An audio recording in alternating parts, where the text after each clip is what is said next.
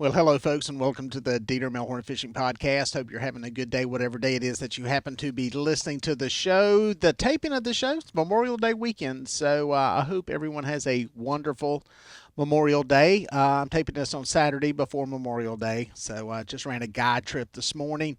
Going to bring you up to date on some of that and what's been going on fishing wise, a little fishing report, a little bit of stuff to keep in mind, but thoughts and wishes to everybody out there who has a family member that has made the ultimate sacrifice for our country. That's what Memorial Day is about. We appreciate your family's contribution to this great nation. So thank you. It's not forgotten. So love, prayers, hopes to all those family members out there, military members that have made that commitment to the country. It is much appreciated. As far as the weekend goes, I did a guide trip this morning. Some of y'all may have saw where I put a post up that I had Saturday morning open. I was not going to do guide trips this weekend just because of the craziness. Decided to do one.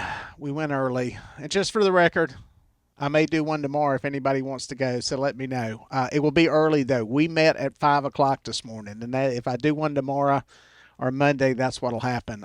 We got out there before daylight and got on the water and got out of there by 11 o'clock. But the going to give you a rundown of kind of what's going on with what I'm seeing where I'm at. This obviously changes in different places in the country, but some things kind of hold true across the nation when it comes to catfishing spawn. The only thing that changes is a little bit with the water temperature, a little bit with the daylight.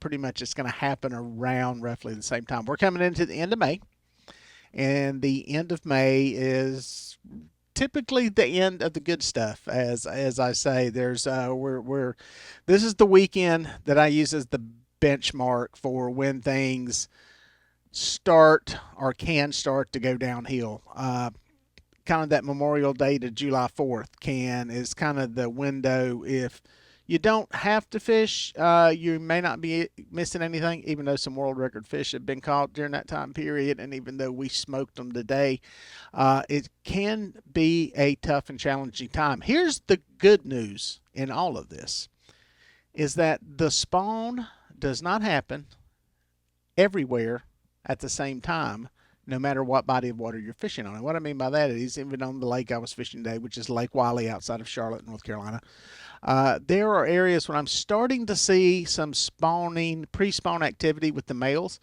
but not really a lockdown totally in the bite. There's been a little shift in some of the size of the fish, the females especially, that have been showing up in some areas.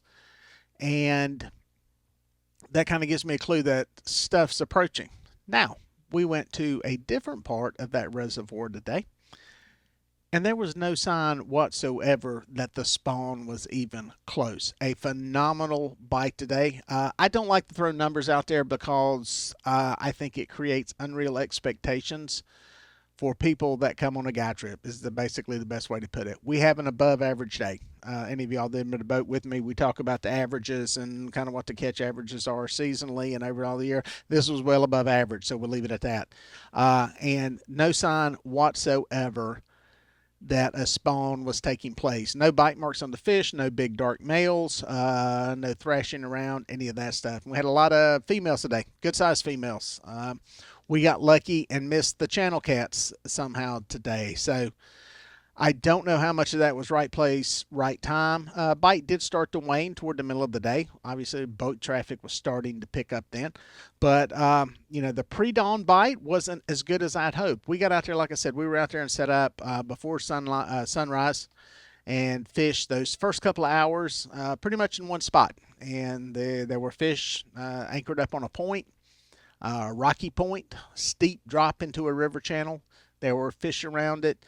The only thing I think we had going against us in that location was there was a lot of bait fish around. And any of y'all that have been on a guy trip with me will hear me say this. It's like, man, there's a lot of good arches and there's a lot of bait. I don't like it. I like when I see those good arches away from a lot of bait because I mean honestly, you're having to compete with those bait fish that are out there, whether it be your classic, soft-sided bait fish like threadfin or shad, or if you're competing against, white perch that we have a lot of here, or crappie, or even bass. The catfish will feed on those, but My whole point is I like it when it's a little more desolate and you're getting really good big arches away from a lot of food because you're the only food that is in that area, and I think your odds go up. But yeah, our pre-dawn anchor up bite was non-existent. I tell you that we caught a fish and we had one pull off, but it was not on fire. And actually, the bite did not really do anything until the sun got up. It's one of the things I was telling the guys is that sometimes you get out here, anchor up pre-dawn, and it is on fire. Sun comes up, it dies. And sometimes it's the opposite. That's what we had today. It really wasn't anything going on, but it's beautiful out there, man. No boats, nobody around. Beautiful moon, no wind. It was a perfect scenario. My guy trip guy yesterday, if you happen to be watching, I hope the puppies are doing good, by the way. I know your dog had puppies yesterday. We were, it started out nice and calm, and it ended in whitecaps. We had horrendous wind to end the day yesterday. Today, totally opposite. Really, really nice out there. So, but as for the spawn, I know people get curious about this time of the year. I think I don't know, at least where we're at, and I think this will carry true even further north from here. And further south, it may be the opposite. I think further south from here, I think you could be into the spawn, especially areas into Georgia. And I'd be curious to get some feedback from you guys. Folks into Georgia, Alabama, I'm curious how much, especially lower Alabama, lower Georgia, just what you're seeing spawn wise. I'm curious if it's starting to really slow down bite wise for some of the bigger fish, or what you're seeing damage wise on some of the fish, because that's always a good indicator. It's kind of like down the road from us, usually a week ahead, 10 days ahead. Seems like Santee Cooper up into Watery. Those areas will start to see spawning activity a little bit before us, and they'll finish up a little bit before us.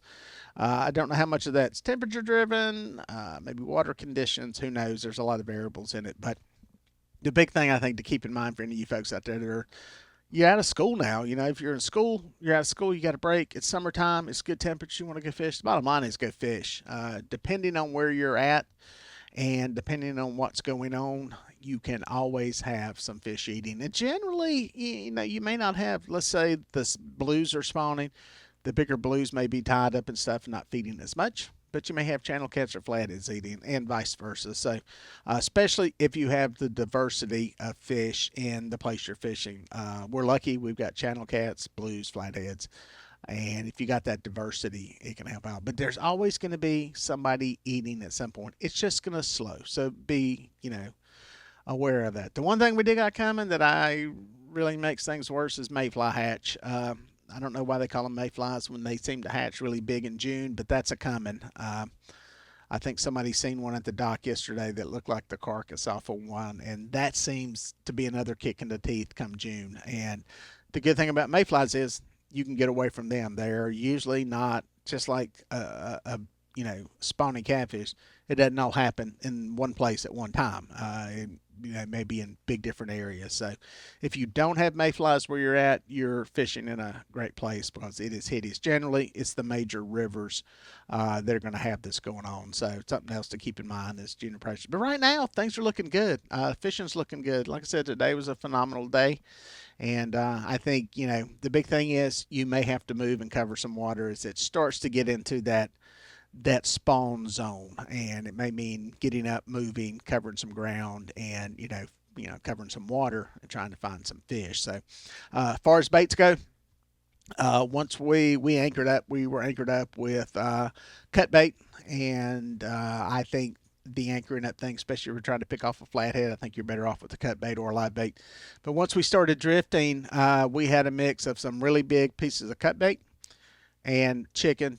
Chicken dominated. Chicken won. It's not surprising, but we did pick off a couple of good fish on some cut bait, some bigger pieces. So that was nice to see. Yesterday's trip did not really do that. We did not see as many hitting it. So that shows you, depending on where you're at on a particular body of water, and we were probably 4 miles from where we were yesterday, things change. So keep that in mind in where you're fishing. If an area is, let's just say you're catching a bunch of channel catfish, and you've got bigger blues, you want to see if you can get onto some of those, well, make a move. And I don't mean move a couple 100 yards. I mean make a big move, 3, 4, 5 miles. I think when you're trying to change something like that bite wise, big moves work better than little moves. So something else to keep in mind, especially this time of year, especially if you get in an area where it's really locked down and the fish aren't biting. If you're going to make a move, make a big move. So hopefully that gives you a little bit of info. I just wanted to drop this quick video today on a Saturday. I'm actually just got off the water. I've got my Wind Rider shirt on